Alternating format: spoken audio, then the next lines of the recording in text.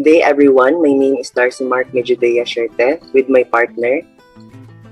I am Hermoso. Today we'll be going to discuss the different behaviorist perspective. Our learning outcomes in this video. At the end of this lesson, the students are expected to first, demonstrate an understanding of the theories of Pavlov and Thorndike and discuss the types, principles, and implications of the operant conditioning of Skinner. Classical conditioning. So the proponent of this theory is Ivan Pavlov was a Russian physiologist best for his discovery of classical conditioning. In his study, he discovered that by associating the presentation of food with the lab assistant, the conditioned response occurred. Thus, learning occurs through interactions with the environment, and that each interaction is simply an involuntary, automatic reaction to a stimulus. So here are the illustration of Pavlov classical conditioning.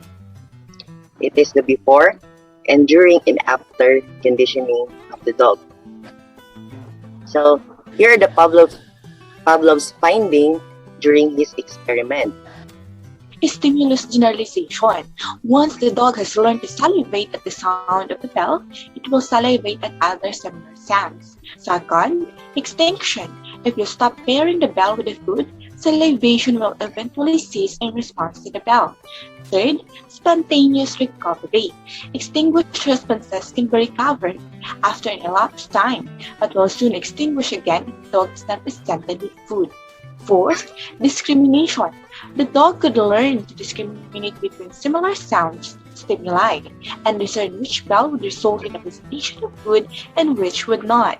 And lastly, higher order conditioning.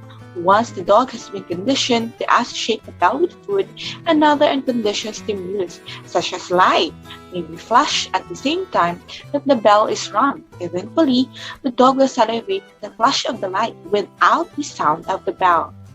Implications of classical conditioning. Here, love and hatred towards specific subject are created through conditioning. For example, a math teacher with his or her defective method of teaching and improper behavior in classroom may be disliked by learners. So the next theory is theory of connection in SEM. The proponent of this theory is Edward Lee Thorndike was an American psychologist, a proponent of the theory of connection STEM. This theory on connection STEM highlights that learning is the result of associations forming between stimuli and responses.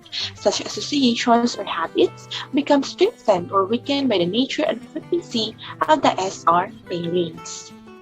three primary laws in Thorndike's connection step. The law of effect. The law of effect states that learning is strengthened when the consequence is positive, that's by rewarding, and that learning is weakened when the consequence is negative. Are the implications in the learning?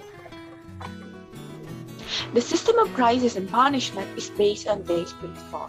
It's therefore necessary on the part of teachers to associate desirable things with pleasant experience and undesirable things with unpleasant one. Since success and failure play a very important role in learning, every child should be provided with such learning situations that promote success and satisfying pain.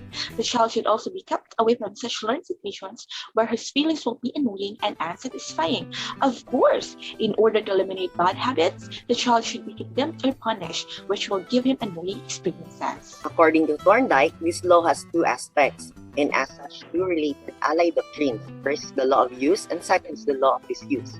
The law of use this states that modifiable connection is made between a situation and response. That connection strength is, other things being equal, increase. Similarly, the law of disuse states when the modifiable connection is not made between a situation and response over a length of time, which connections is decreased. Briefly, we may say that other things being equal, exercise strengthens, and lack of exercise weakens the bond between situation and response. Implications in learning. It is our experience But whenever any action is repeated, it becomes easy and prompt. We read or read lessons a number of times to master them. We play and replay a musical tune a number of times to be able to play it easily and accurately. Repetitions of activities fix knowledge and skills to be learned. Practice makes perfect. Lack of practice breaks our memory and skills. It may be said that the longer is the period is used, the greater is the loss of memory as well as weakening of skills. The last law is the law of readiness. This law states that the more readiness the learner has to respond to stimulus, the stronger will be the bond between them. A person cannot perform once he is not ready to execute it. If what is the implication of this theory in learning? It is teachers' duty to develop students a readiness to learn their lessons. This is by making discussion interesting and enjoyable. By this, students arouses their interest, curiosity, and a favorable mental state for the lesson.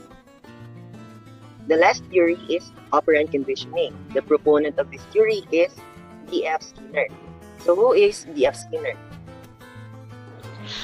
B.F. Skinner, his theories there only changes in behavior, including any likelihood of any process taking place in the mind. His theory in operant conditioning highlights that learning is a result of a change in overt behavior.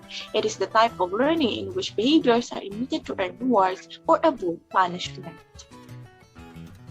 There are different types of operant conditioning. It can be reinforcement and punishment. Reinforcement is a reinforcer is anything that strengthens or increases behavior likely to occur again. This can be either a positive reinforcer. A positive reinforcer can be reward or praise, or favorable events or outcomes that are presented after the behavior. Behavior is strengthened by the addition of something.